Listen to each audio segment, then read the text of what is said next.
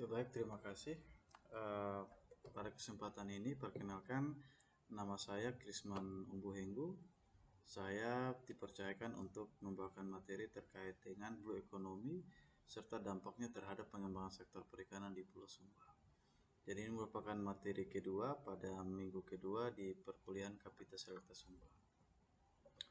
Yang pertama kita bicara tentang potensi kelautan. Di sini akan dijabarkan kita Indonesia potensi kelautan dari aspek wilayah, kemudian jumlah pulau maupun sumber daya ekonomi yang dihasilkan dari pesisir dan laut, serta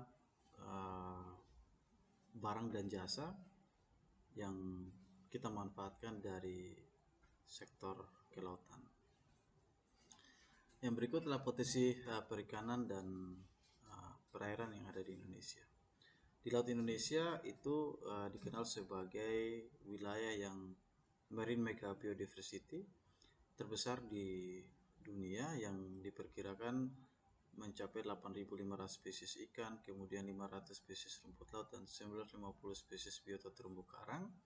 Selain itu, Indonesia juga dikenal sebagai daerah yang memiliki biodiversitas tertinggi dan diperkirakan 37% ikan spesies ikan yang ada di dunia itu berasal dari Indonesia.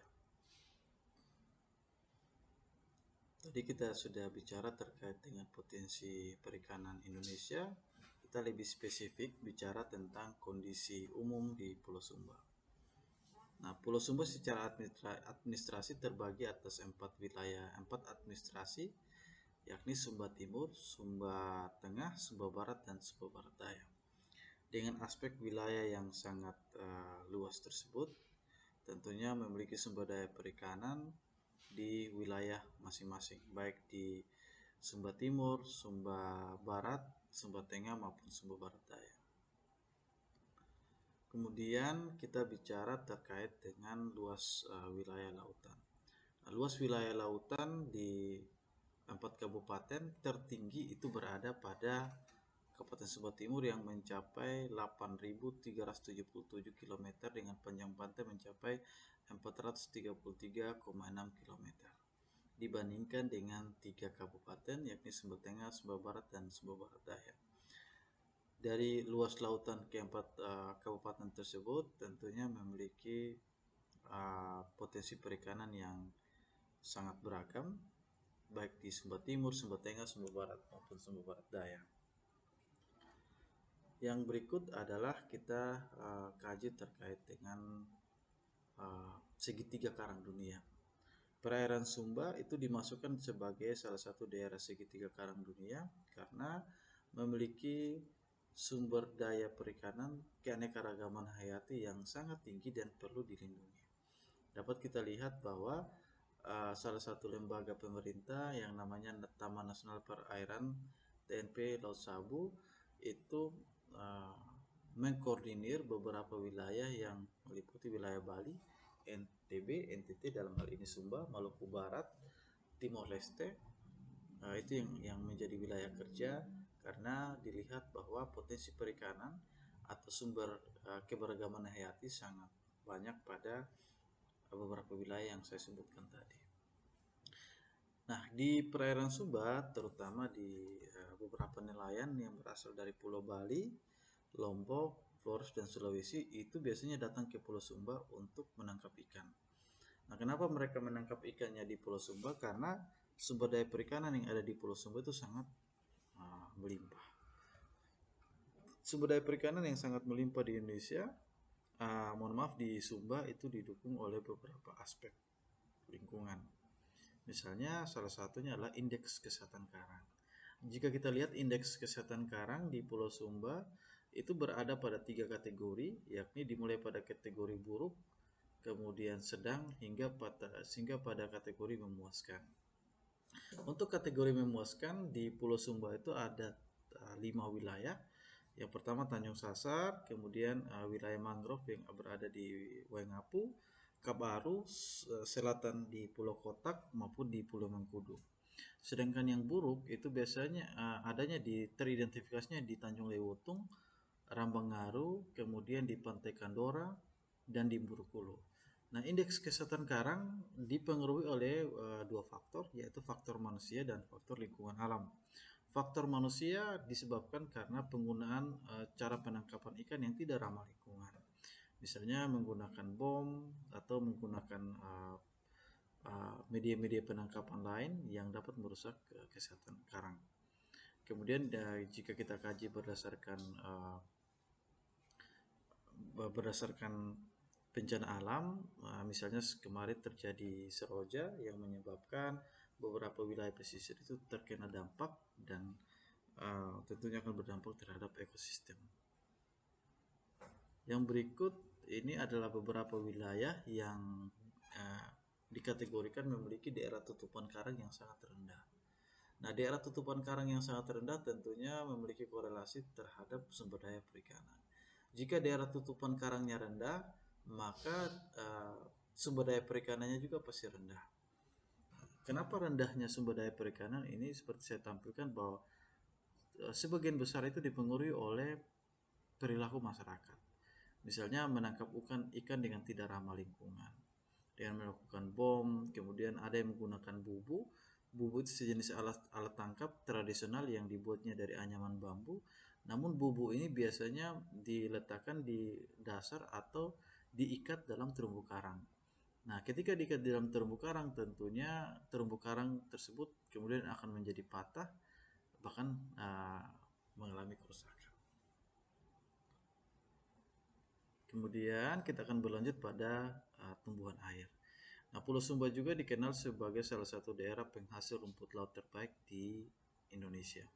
Bahkan di Sumba juga sudah berhasil untuk mengekspor rumput laut sampai ke Cina. Salah satunya adalah perusahaan PT Astil yang saat ini berada di Sumba Timur di wilayah Mangili. Ada yang namanya PT Astil. PT Astil itu bergerak di bidang pengolahan rumput laut. Nah, rumput laut secara biologi terbagi atas tiga. Ada rumput laut merah, rumput laut hijau, dan rumput laut coklat. Tentunya dari ketiga jenis rumput laut tersebut ada di Sumba Timur dan memiliki manfaat yang juga beragam. Dapat dijadikan sebagai pangan, dapat kita jadikan sebagai pakan, atau kebutuhan kesehatan lainnya. Lalu kita bicara tentang organisme atau sumber daya perikanan yang sudah terancam punah. Salah satunya adalah penyu. Penyu sudah dimasukkan dalam kategori hewan yang dilindungi. Namun hal ini banyak masyarakat yang tidak mengetahui, atau mungkin banyak masyarakat yang sudah mengetahui tetapi masih juga melakukan kegiatan-kegiatan eksploitasi. Kegiatan eksploitasi yang dimaksudkan misalnya menangkap penyu kemudian menjual. Ada yang memanfaatkan daging penyu untuk dikonsumsi dan juga ada yang memanfaatkan cangkang penyu untuk dijadikan sebagai pernak-pernik perhiasan. Misalnya sebagai gelang, sebagai anting atau apapun. Yang kedua adalah terjadi perdagangan telur penyu. Penyu-penyu itu telurnya kemudian dijual dengan harga yang sangat relatif murah. Nah, bagi kita yang sudah tahu bahwa penyu ini sudah dikategorikan sebagai hewan yang sudah terancam punah, mungkin kita perlu mengedukasi masyarakat untuk tetap menjaga kelestarian lingkungan. Nah, ini hubungannya adalah indeks kesehatan karang dengan biomasa ikan. Artinya ketika karang itu sehat, maka ikannya juga yang ada pada ekosistem itu akan banyak. Nah, dapat kita lihat di sini yang paling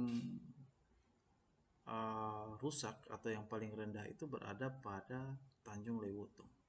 Dengan indeks kesehatan karang hanya mencapai 0,15. Nah, biomasa pun juga hanya mencapai 0,05 atau sangat rendah, 0,05.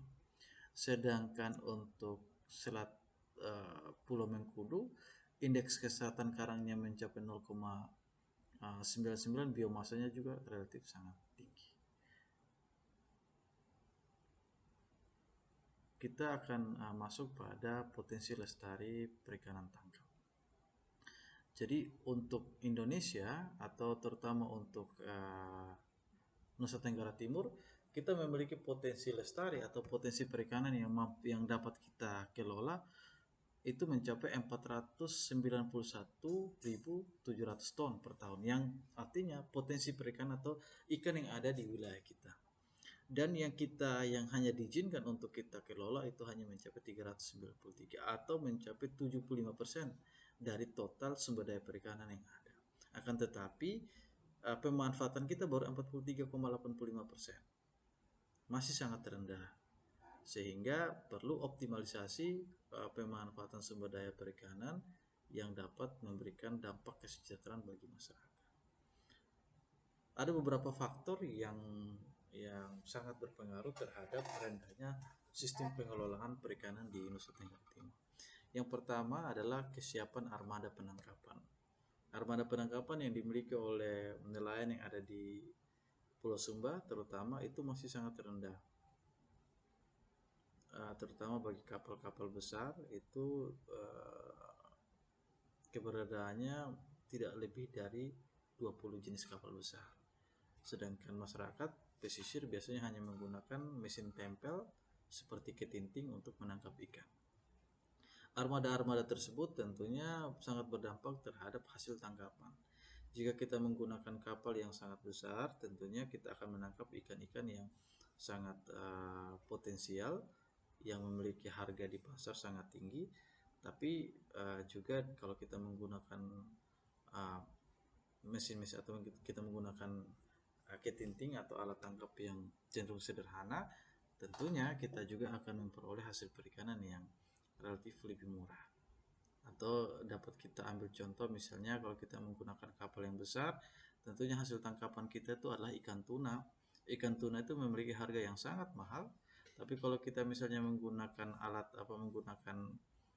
bantu tangkap dengan menggunakan mesin ketinting, yang kita peroleh paling ikan tembang, dan kita tahu ikan tembang di Sumba itu merupakan ikan yang paling murah. Nah, ini merupakan peta kita bisa mengetahui jenis-jenis ikan yang ada pada beberapa wilayah di Pulau Sumba. Nah, untuk di Pohongolodu dan Wudawejilu itu tempatnya ikan kembung, ikan kerapu, kemudian ikan tembang, ikan tongkol, dan ikan cakalang.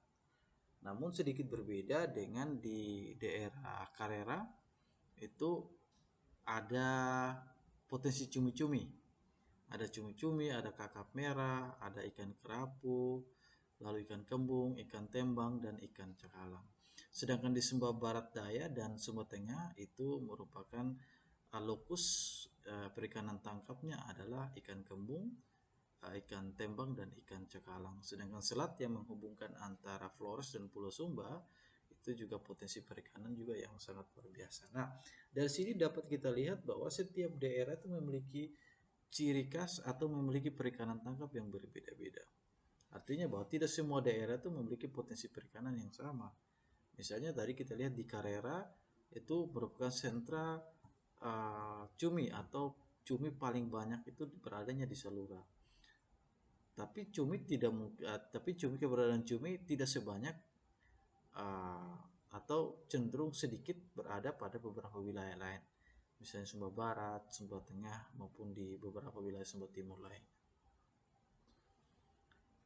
Nah, kita bicara terkait dengan megafauna yang terancam punah tadi, penyu, kemudian ini bagi ada mahasiswa mungkin yang mengikuti kuliah Kapita Selekta Sumba, terutama yang berasal dari Kodi, dari Kecamatan Loro, Sumba Barat dan Sumba Barat Daya, perlu diketahui bahwa lintasan atau perairan yang berada pada dua kecamatan tersebut merupakan tempat pendaratan penyu, atau tempat penyu itu berruayah, bertelur, kemudian menetas, dan lain sebagainya.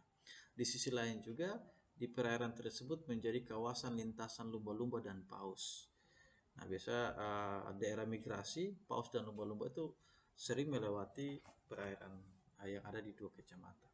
Nah, jika masyarakat di sekitar situ mengganggu ekosistem, maka ekosistem pada wilayah itu semua akan terganggu dan memiliki dampak yang sangat serius terhadap keseimbangan lingkungan. Nah, ini megafauna yang terancam punah, kita lihat bahwa di beberapa desa, misalnya di desa Ngadumbulu, Lenang, Tanambanas, yang ada di Kecamatan Umbura Tunggai, Sama seperti tadi tempat pendaratan penyu dan merupakan wilayah lintasan lumba-lumba dan paus. Ini ada fakta yang menarik. Di Desa Ngadumbulu masyarakat itu biasanya memperjualbelikan penyu.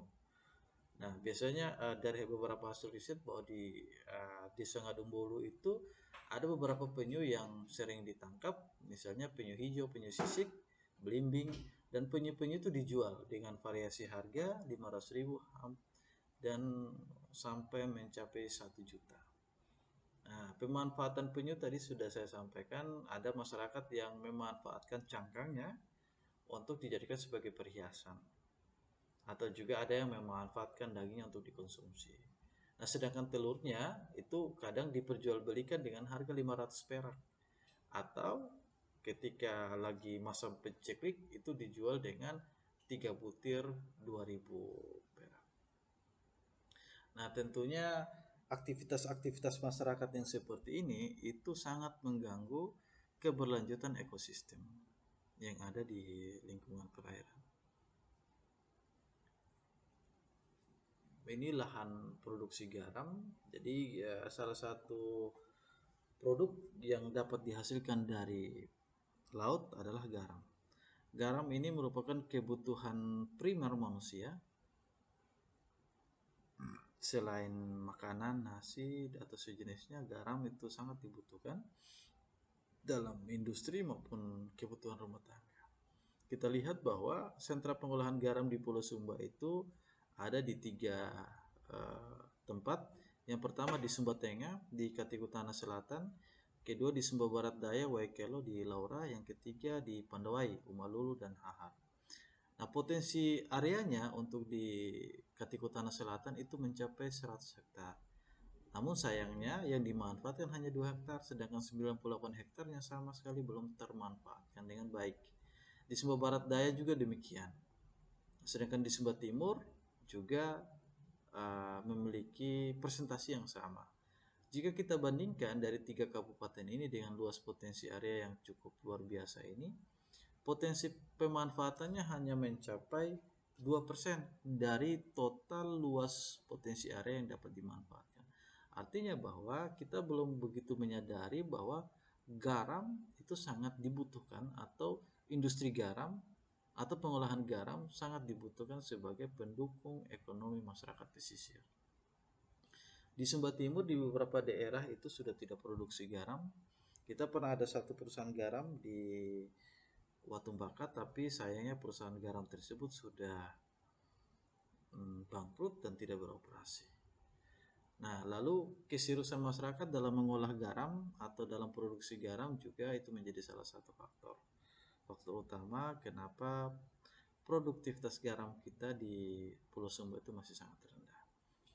Nah, mungkin jika kita kaji lebih dalam bahwa Indonesia walaupun memiliki luas lautan yang sangat luar biasa, tetapi dia juga menjadi salah satu negara yang menjadi pengekspor garam terbesar di dunia. Pengimpor garam terbesar di dunia. Nah, garam yang diimpor dari dunia itu diperuntukkan untuk garam industri maupun farmasi. Nah, apakah garam-garam yang kita punya tidak bisa kita manfaatkan dalam industri farmasi dan industri dan kebutuhan industri lainnya selain industri rumah tangga? Tidak bisa kita manfaatkan karena tingkat kemurniannya masih sangat rendah. Tingkat kemurnian garam yang kita punya yang diolah oleh masyarakat hanya mencapai 50 bahkan sampai 65%. Sedangkan garam yang dipersyaratkan tingkat kemurniannya mencapai 95%. Tingkat kemurnian itu diindikatorkan dengan tingginya kadar natrium dan klorida atau NaCl. Ketika kadar NaCl-nya rendah, tentu tidak bisa kita manfaatkan. Nah, ini menjadi salah satu perdebatan bahwa apa yang menjadi faktor kenapa kondisi garam kita di Indonesia yang cukup besar ini, tapi kita belum bisa mandiri dalam bidang pengolahan garam. Yang pertama adalah keterbatasannya sumber daya manusia untuk mengolah garam yang baik. Kita belum memiliki peralatan atau sumber daya manusia kita itu masih rendah bagaimana memanfaatkan air laut ini untuk dijadikan garam dengan tingkat kemurnian yang sangat tinggi. Itu salah satu pemicu kenapa kita masih sangat tergantung dengan industri garam dari luar negeri. Jika kita bandingkan dengan beberapa daerah lain yang ada di Nusa Tenggara Timur, yang paling produktivitasnya paling tinggi itu berada pada Kabupaten Kupang. Itu pemanfaatan lahan garamnya bisa mencapai 70%. Nah, bahkan dengan garam yang cukup luar biasa ini, ada perusahaan garam yang sekarang sudah beroperasi dan sudah sangat besar adanya di Kabupaten Kupang. Seperti di dalam slide ini dapat kita lihat bahwa ini merupakan keenam perusahaan yang bergerak di bidang pengolahan garam. Misalnya seperti garam yodium maupun garam-garam bahan baku lainnya yang akan dikirim ke Jakarta, lalu diolah, dimurnikan lagi untuk dimanfaatkan sebagai garam industri atau garam farmasi. Nah, ini kondisi perikanan tangkap dan olahan tradisional dapat kita lihat bahwa di beberapa daerah di pesisir Pulau Sumba tadi sudah dikatakan bahwa ada potensi-potensi yang sangat luar biasa. Dapat kita lihat bahwa di wilayah timur, Mangili, Ulawai-Jelo, dan Salura, cumi-cumi diperkirakan mencapai 800 sampai dengan 900 ton. Demikian juga kerapu, ikan baronang, hingga pada ikan tembang ataupun ikan tenggiri. Nah, ini merupakan musim penangkapan. Jadi ikan juga tidak setiap hari dapat kita tangkap di laut.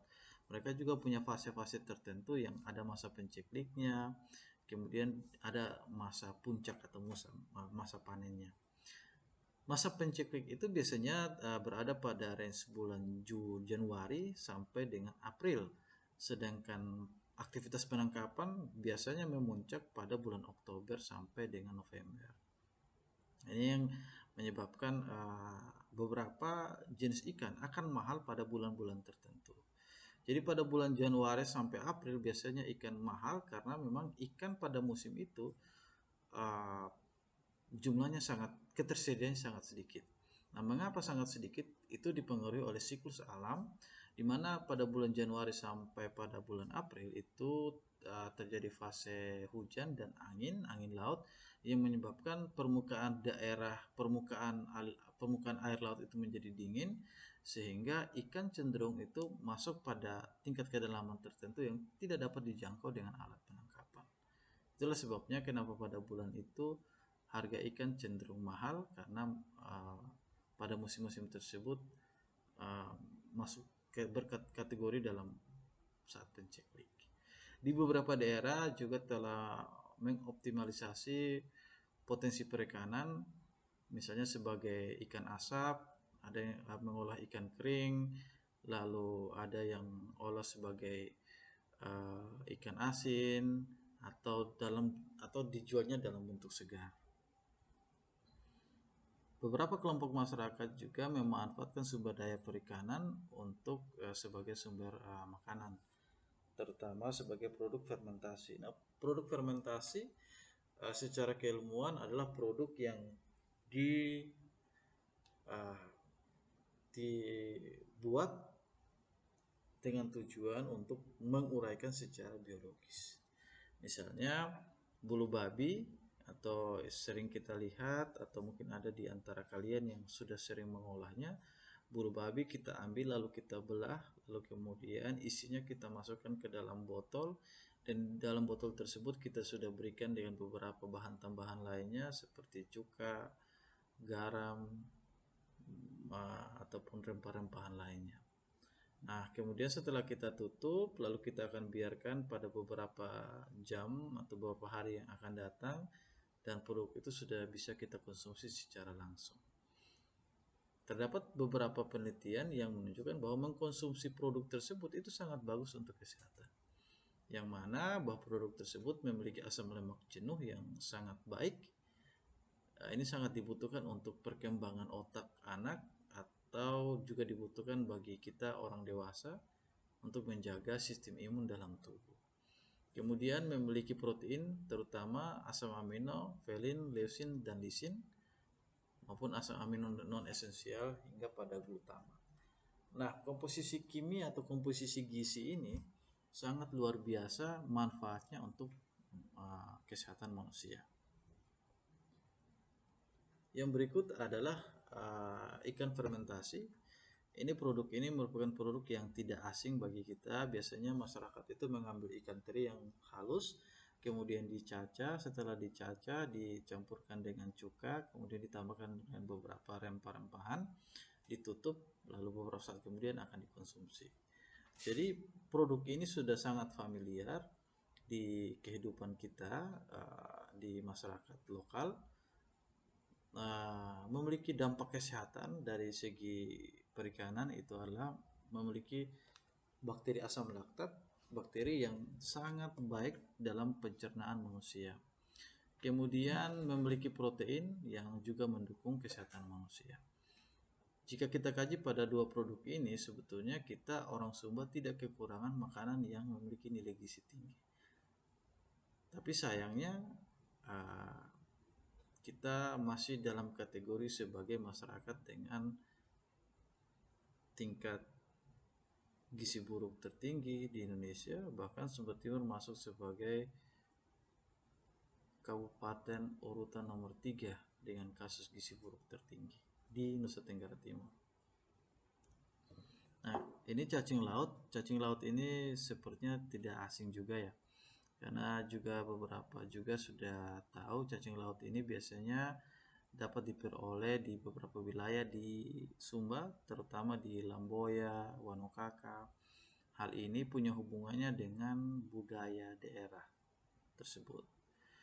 Nah, berdasarkan komposisi kimianya, bahwa cacing ini memiliki protein mencapai 63,87%, sangat tinggi. Nah, dapat dijadikan sebagai antibakteri. Nah, protein yang tinggi tersebut ini menjadikan kenapa beberapa orang masyarakat yang konsumsi ini memiliki tingkat kebugaran yang berbeda atau badannya cenderung sehat karena sangat tinggi protein. Jadi konsumsi nyale yang dilakukan di beberapa kelompok daerah atau beberapa kelompok masyarakat tidak hanya berorientasi pada aspek budayanya, tetapi memiliki dampak terkait dengan pemenuhan gizi bagi masyarakat di wilayah di sekitar daerah tersebut. Berlanjut pada pola konsumsi ikan. Pola konsumsi ikan itu menerangkan seberapa intensitas kita dalam mengkonsumsi ikan atau seberapa banyak ikan yang kita konsumsi dalam hitungan bulan hingga terakumulasi dalam tahunan. Berdasarkan penelitian yang dilakukan, jadi kita hanya bisa konsumsi ikan atau rata-ratanya angka konsumsi ikan kita itu hanya mencapai 4 kg per kapita per bulan. Artinya apa? Satu orang hanya mampu mengkonsumsi 4 kilo dalam satu bulan. Jika kita gabungkan atau kita akumulasikan dalam satu tahun, kita hanya bisa mampu konsumsi 48 kilo kapita per bulan. Nah, sedangkan dalam permintaan nasional itu kita harus pada tahun 2019 syarat nasional secara nasional itu mensyaratkan bahwa orang-orang Indonesia harus mengkonsumsi ikan minimal 56,39 kilo per kapita per tahun. Sedangkan kita Pulau Sumba itu kita hanya mampu mengkonsumsi ikan 48 kilo, jauh dibandingkan dengan angka harapan dari Kementerian Kelautan Perikanan. Inilah sebabnya kenapa gudang stunting itu ada pada daerah-daerah yang justru sumber daya perikanannya sangat melimpah. Ada beberapa faktor kenapa hal ini bisa terjadi. Yang pertama adalah kesadaran masyarakat terkait dengan pentingnya konsumsi ikan. Di beberapa contoh kasus di daerah kita, mungkin kita pernah lihat dalam kehidupan kita sehari-hari, konsumsi ikan hanya diperuntukkan untuk dalam rumah tangga. Misalnya ketika ada tamu yang datang berkunjung ke rumah, kita lebih menyiapkan ayam maupun daging sapi atau daging babi kepada tamu tersebut ketimbang dengan memberikan dia ikan sebagai konsumsi utama. Nah, secara tidak langsung itu sangat berpengaruh terhadap rendahnya angka konsumsi ikan masyarakat. Angka konsumsi ikan masyarakat itu terbagi atas dua. Ada yang terjadi dalam rumah tangga ataupun ada yang terjadi di luar rumah tangga. Kemudian yang kedua ada fobia konsumsi ikan. Fobia konsumsi ikan banyak faktor yang mempengaruhi. Misalnya ada seseorang yang tidak mau makan ikan, memutuskan untuk tidak makan ikan karena dia memiliki pengalaman yang buruk, misalnya pernah keracunan atau pernah mabuk ketika makan ikan, sehingga menyebabkan yang bersangkutan menutup diri untuk tidak mengkonsumsi ikan. Nah, terkait dengan banyak orang yang keracunan makan ikan, ada banyak faktor yang yang mempengaruhinya, misalnya tingkat kesegaran ikan juga sangat mempengaruhi kenapa orang keracunan. Tapi jika ikan segar yang dia konsumsi, otomatis dia tidak akan mengalami keracunan. Namun jika ikan yang sudah rusak, ikan yang sudah tidak diizinkan untuk dikonsumsi tapi juga masih dikonsumsi, maka risikonya adalah orang tersebut akan keracunan. Nah, ketika keracunan, maka ada rasa takut untuk mengkonsumsi ikan untuk kesekian kalinya. Ini merupakan budaya maritim atau budaya-budaya daerah yang sangat lekatnya dengan masyarakat-masyarakat sekitar yang ada di wilayah pesisir. Yang pertama ada disebut dengan ritual Wula Podo atau ritual bulan pahit. Ritual bulan pahit ini uh, adanya di masyarakat Sumba Barat. Pada kondisi ini masyarakat dilarang untuk masuk dalam kebun atau bahkan tidak boleh berkebun. Karena jika masuk ke kebun, maka tanaman yang ada di dalam kebun itu akan mati. Tapi bagaimana dengan masyarakat pesisir? Jadi kalau masyarakat pesisir pada acara ritual Wula Podo itu diizinkan untuk silakan dia menangkap ikan. Karena pada musim-musim itu jumlah ikan akan sangat banyak di dalam ekosistem. Yang kedua adalah kearifan lokal yang disebut dengan tradisi Hudu Tairi atau tradisi menangkap ikan teri. Tradisi Hudu Tairi ini adanya di Sumba Tengah, di Desa Waimanu, Kecamatan Katiku Tanah Selatan. Ya, sampai saat ini beberapa kelompok masih juga melakukan ritual tersebut. Itu biasanya dilakukan pada bulan Agustus hingga September. Nah, dipercaya bahwa tradisi Hudut Tairi itu adalah uh, tradisi yang mengizinkan masyarakat untuk silakan menangkap ikan. Jadi masyarakat turun ke pesisir kemudian menangkap ikan sebanyak-banyaknya untuk dia bawa pulang dan konsumsi untuk keperluan rumah tangga. Yang ketiga adalah berburu nyale atau disebut dengan madiri nyale. Berburu nyale ini biasanya dilakukan sebelum ritual pasola itu dimulai. Pasola itu tapi pasola itu dilakukan di Kecamatan Wonokaka, Lamboya dan Lamboya Barat. Nah, cerita terkait dengan pasola ini sangat luar biasa bagusnya karena menceritakan sejarah keberanian orang Sumba. Lalu yang berikut sebelum ritual ini dilakukan, nah itu ada ritual yang disebut dengan berburu nyale atau makan nyale. Berburu nyale ini dilakukan biasanya pada subuh jam 4 sampai dengan setengah 5 itu masyarakat sudah turun di pesisir untuk menangkap nyale. Setelah itu masyarakat akan pulang dan olah nyale itu untuk dikonsumsi. Nah, olahan nyale tersebut ada banyak, misalnya masyarakat mengambil nyale kemudian dicampurkan dengan beberapa rempah-rempahan atau daun-daunan, daun kemangi, kemudian ada jeruk. Setelah itu langsung dikonsumsi dalam bentuk segar. Yang keempat adalah Opuyang. Opuyang ini biasanya adanya di kelompok wilayah Haharu di Sumba Timur. Jadi sebelum acara ini dimulai, masyarakat dipersilakan untuk masyarakat adat akan melakukan ritual atau hamayang. Setelah hamayang, masyarakat kemudian akan melakukan upacara penangkapan ikan. Penangkapan ikan ini merupakan satu peristiwa ucapan syukur masyarakat terhadap potensi perikanan yang luar biasa atau rasa syukur masyarakat terhadap nenek moyang orang Sumba. Kemudian mereka akan melakukan prosesi penangkapan ikan, dan seperti tadi di Hulu Tairi itu merupakan hampir mirip budayanya, lalu diperuntukkan untuk konsumsi ikan dalam rumah tangga. Kemudian ada beberapa simbol atau beberapa penyebutan yang memang datangnya dari budaya maritim. di masyarakat Sumba, terutama Sumba Timur, ada dua istilah yang disematkan pada kelompok bangsawan. Nah, menurut adat orang Sumba Timur bahwa kelompok bangsawan tidak disebutkan namanya, tetapi disebutkan nama lain atau alias atau nama agungnya. Biasanya untuk seorang bangsawan perempuan itu biasa disebut dengan anak karawulang, sedangkan untuk bangsawan laki-laki biasa disebut dengan anak werara. Anak karawulang itu merujuk pada penyu dan anak werara itu merujuk pada buaya merah. Nah, dari penggunaan kedua organisme tersebut itu memiliki filosofi penyebutan. Anak karawulang itu sebagai simbol dari panjang umur. Karena secara biologi penyu itu memiliki umur sampai dengan 350 tahun. Baru penyu itu bisa mati. Nah, sedangkan anak werara atau kita sebut dengan buaya secara filosofi melambangkan kebijaksanaan dan keberanian. Jadi biasanya istilah-istilah disematkan untuk menunjukkan sifat seorang raja diibaratkan dengan diistilahkan dengan sifat-sifat dari hewan yang ada di perairan tadi.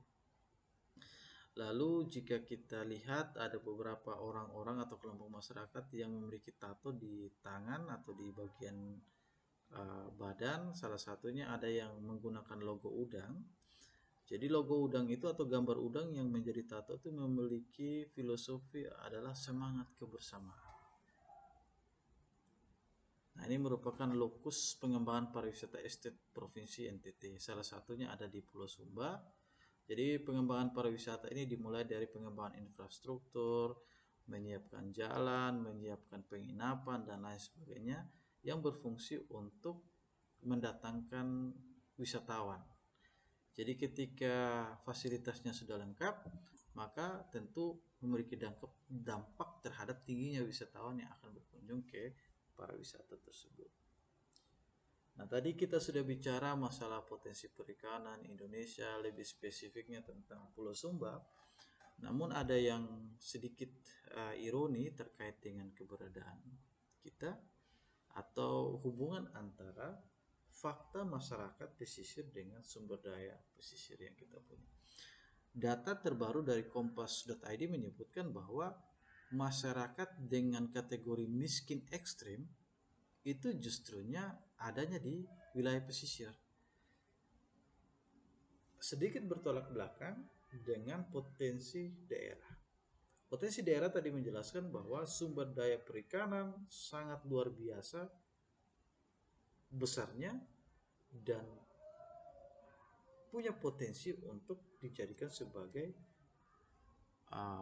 pusat pendapatan ekonomi masyarakat. Namun sayangnya dengan sumber daya perikanan yang sangat luar biasa tersebut ternyata tidak memiliki korelasi terhadap peningkatan kesejahteraan manusia, terutama pada masyarakat di wilayah pesisir. Nah, kenapa seperti itu? Tentu ada banyak hal yang menjadi faktor kenapa sumber daya tersebut tidak memberikan kontribusi terhadap kesejahteraan masyarakat pesisir.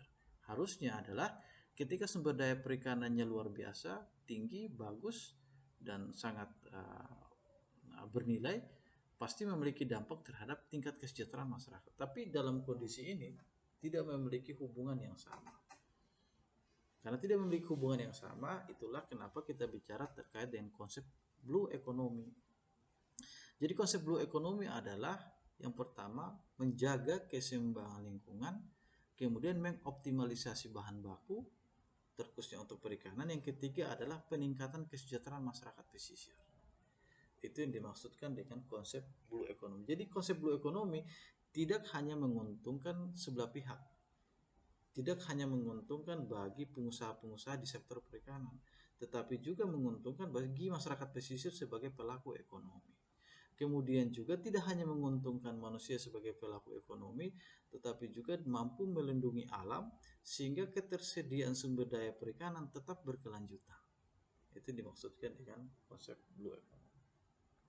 Ini merupakan isu-isu kritis di Indonesia. Tadi sudah dijelaskan, Indonesia merupakan negara kepulauan terbesar dengan berbagai macam biodiversitasnya. Kemudian jenis alamnya juga sangat beragam. Namun ada satu yang sangat uh, sangat mengganggu, yakni potensi kerusakan alamnya juga sangat besar. Karena kita hanya bisa mengambil tanpa mempertimbangkan aspek keberlanjutan. Hanya bisa eksploitasi seperti tadi, orang hanya bisa menangkap menangkap penyu, menangkap jual, membunuh, menangkap, menjual dan lain sebagainya tanpa mempertimbangkan keberlanjutan organisme itu. Telurnya pun juga diambil lalu dijual. Nah, itu sifat rakusnya manusia ketika tidak mempertimbangkan aspek keseimbangan lingkungan. Nah, ketika hal itu dibiarkan, maka yang dirugikan adalah manusia. Karena sektor primer tersebut sudah menurun. Masyarakat pesisir pendapatannya menurun. Ketika masyarakat pesisir pendapatan menurun, pasti akan berdampak terhadap tingginya masyarakat miskin di Indonesia. Tingginya masyarakat miskin di Indonesia akan berdampak terhadap konflik sosial. Konflik sosial itu sudah bicara masalah sosial seperti kelaparan di mana-mana. Ketika orang merasa kelaparan, maka akan mengakibatkan terjadinya perbuatan kriminal, merampok, mencuri dan lain sebagainya. Padahal kita hidup di negara yang sangat luar biasa sumber daya perikanannya. Nah, ini esensi dari blue economy. Yang pertama adalah mari kita belajar dari alam, dari cara kerja alam. Cara kerja alam atau alam itu bekerja, dia tidak pernah merugikan satu unit atau satu circle itu sendiri, dia tidak pernah merusak. Misalnya ketika hujan turun, hujan berdampak terhadap tumbuhan. Ketika tumbuhan itu sudah tinggi, kemudian hewan konsumsi tumbuhan, nah rantai makanan itu akan terjadi secara seimbang. Biasanya rantai makanan itu akan terganggu karena ada pihak eksternal yang merusak rantai makanan. Salah satunya adalah manusia. Manusia adalah salah satu faktor yang sangat berpengaruh terhadap kerusakannya faktor atau kerusakan sistem keseimbangan alam. Penangkapan ikan secara berlebihan, lalu pemboman ikan. Orang bom ikan, setelah dilakukan bom, dia hanya ambil beberapa jenis ikan yang dia mau, yang sisanya dia biarkan saja. Ketika orang bom ikan, tentunya ada ikan-ikan kecil yang juga ikut turut mati, selain ikan besar.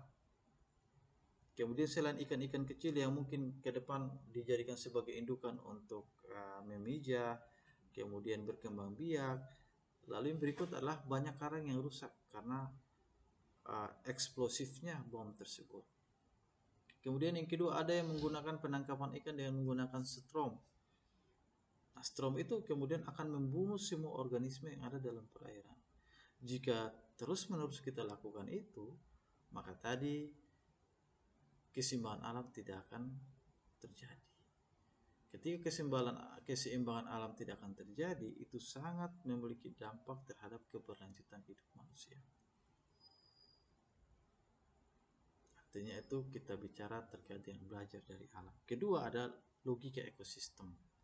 Jadi logika ekosistem adalah ketika satu ekosistem itu kita pelihara, kita jaga keseimbangannya, tentunya dia akan memberikan dampak balik terhadap kehidupan di wilayah itu. Misalnya perairan itu kita jaga, penangkapan ikan itu kita lakukan dengan baik, tidak eksploitasi berlebihan. Beberapa organisme-organisme yang sudah terancam punah, kita tidak eksploitasi, justru kita pelihara. Kita tidak mengambilnya dengan cara yang tidak seimbang atau dengan cara yang tidak diizinkan. Nah, kalau kita lakukan seperti, otomatis bahwa lingkungan itu kemudian akan memberikan penghidupan bagi kita. Tetapi kalau lingkungan di mana tempat kita hidup, kita eksploitasi secara berlebihan, kita rusak lingkungan itu, maka secara otomatis lingkungan itu tidak akan dapat menghidupkan kita lagi. Itu terkait dengan esensi dari blue economy. Mari kita belajar dari alam. Ini merupakan kebijakan Blue Economy di Indonesia. Yang pertama adalah mengembangkan sistem tata kelola laut yang baik, yang berdasarkan prinsip keberlanjutan. Jadi, misalnya kalau kita menangkap, apa yang kita lakukan? Oke, tahun ini kita menangkap ikan. Tahun depan kita ada program yang namanya pemeliharaan karang atau disebut dengan transplantasi karang. Atau kita menanam bakau sebanyak mungkin. Dengan adanya bakau dapat mampu memelihara ekosistem yang ada di wilayah perairan. Dengan kita melakukan transplantasi karang, maka rumah ikan itu banyak sekali terbentuk dan kemudian akan berdampak terhadap tingginya biomasa. Nah, ini merupakan salah satu contoh pengembangan konsep blue economy pada industri maritim. Nah, ini contoh rumput laut. Ini kita bicara terkait dengan pohon produksi. Mulai dari akar, batang, sehingga pada sampai pada ranting-rantingnya. Jika yang kita tahu bahwa rumput laut hanya kita manfaatkan hanya untuk kita konsumsi, terutama kita misalnya orang Sumba, ambil rumput laut, kita potong kecil-kecil, setelah kita potong kecil-kecil, lalu kita campur dengan cuka, bawang, kemudian kita kasih masuk di botol, ya kita hanya tahu produk itu. Tetapi jika kita kaji lebih dalam manfaat dari rumput laut terbagi menjadi 3 bentuk bagian. Ada kita manfaatkan dalam bidang industri, farmasi, maupun pangan. Dalam bidang industri itu kita manfaatkan sebagai pupuk, sebagai kertas, sebagai keramik, sebagai printing tekstil. Dalam bidang farmasi sebagai body lotion, sebagai pasta gigi, sebagai sabun, kapsul, obat-obatan, salep, hingga pada pomade atau minyak rambut. Sedangkan untuk makanan, rumput laut dapat kita manfaatkan sebagai permen, sebagai es krim, sebagai wafer, sebagai saus, roti, sirup, selai, dan banyak lagi yang dapat kita manfaatkan.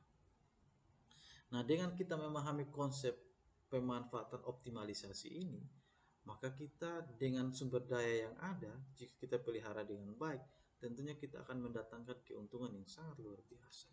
Keuntungan yang sangat luar biasa itu tentunya akan berdampak terhadap tingkat kesejahteraan masyarakat. Kemudian kita bicara terkait dengan pemanfaatan air laut. Air laut ini dapat kita manfaatkan yang pertama sebagai garam. Garam untuk industri maupun garam untuk rakyat. Nah, garam untuk industri, nah saat ini kita masih, tadi saya jelaskan, kita masih impor datangkan dari luar. Nah, garam yang kita impor dari luar itu dibutuhkan dalam industri soda, baterai, maupun farmasi. Sedangkan penggaraman rakyat yang masyarakat gunakan sekarang itu biasanya digunakan dalam industri seperti perhotelan, rumah makan, maupun dalam konsumsi dalam rumah tangga. Nah, jika kita bandingkan, ini impor garam per tahunnya itu mencapai 1.400.000 sampai 1.800.000 ton per tahun. Artinya apa? Kita masih sangat tergantung. Sedangkan di penggaraman rakyat sekalipun yang kita tidak memperhatikan tingkat aspek kemurnian, itu juga kita masih impor. Impornya dari 200.000 hingga mencapai 500.000 ton per tahun, datangkan dari luar. Padahal tadi kita bicara bahwa Indonesia memiliki lautan yang luas. Tapi sayangnya Indonesia masih mendatangkan garam dari luar. Banyak fakta tadi, misalnya kenapa, salah satunya itu tadi, misalnya di Pulau Sumba, dari 100% lahan yang tersedia, kita hanya mampu mengolah 2%. Hanya mampu memanfaatkan 2% dari 100% itu. Artinya apa? Ini menjadi gap. Kenapa kita masih impor garam dari luar? Karena kesadaran kita terkait dengan potensi yang ada di lingkungan kita itu belum begitu kuat. Kita masih menyadari bahwa Pulau Sumba itu adalah pulau yang banyak ternak. Pulau Sumba itu diistilahkan dengan pulau yang banyak hasil pertanian. Tapi kita lupa bahwa Pulau Sumba itu merupakan gudangnya industri perikanan, industri laut, garam, perikanan tangkap, budidaya, rumput laut, itu industrinya. Hanya sayangnya sektor ini belum dimanfaatkan dengan baik. Sehingga tadi ketika sektor ini belum dimanfaatkan dengan baik, justru masyarakat miskin datangnya dari masyarakat pesisir. Mungkin perlu kita kaji lebih jauh bahwa masyarakat pesisir itu adalah masyarakat yang sangat luar biasa karena mereka pergi menangkap ikan. Dibandingkan dengan masyarakat yang di daratan, mereka harus menanam jagung dulu. Ketika jagungnya tumbuh atau padinya bertumbuh, panen, baru mereka mendapatkan hasil. Tapi berbeda dengan masyarakat pesisir. Masyarakat pesisir dia pergi hanya untuk menangkap. Tetapi sayangnya masyarakat pesisir itu masih hidup dalam kategori yang sangat miskin, bahkan ekstrim. Ini salah satu konsep pengembangan mina wisata atau pariwisata berbasis pesisir. Nah, dapat kita lihat di sini bahwa jika kita optimalisasi semua sektor-sektor yang ada di pariwisata maritim, itu berdampak terhadap mata pencarian, terjadinya penciptaan tenaga kerja. Yang terakhir adalah saat ini Sumba Timur dijadikan sebagai salah satu pengembangan kawasan tambak udang berbasis kawasan di Indonesia. Nah, lahan potensial yang ada di Sumba Timur itu mencapai 1.800 hektar. Bahkan jika kita kembangkan 1.800 hektar itu, maka kita dapat memenuhi target nasional produksi udang sebanyak 2 juta ton pada tahun 2024. Nah, saat ini kemarin Menteri Perikanan sudah datang berkunjung ke Sumba Timur untuk meninjau langsung lokasi. Lokasi ini berada di Watumbaka, di area di sekitar Watumbaka. Nanti akan dibangun kolam budidaya udang sebanyak 300 sampai dengan 400 kolam. Nah, dengan adanya investasi tersebut tentu memberikan dampak terhadap terciptanya lapangan pekerjaan. Nah, diperkirakan jika nanti akan dibangun tambak udang, maka akan dibutuhkan 5.000 orang yang akan bekerja di tambak udang. Ini terutama bagi mahasiswa perikanan.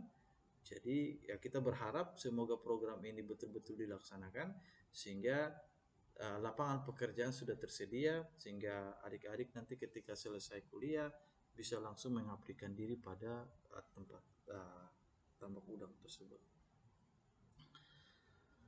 Sebagai penutup, apa itu konsep blue economy?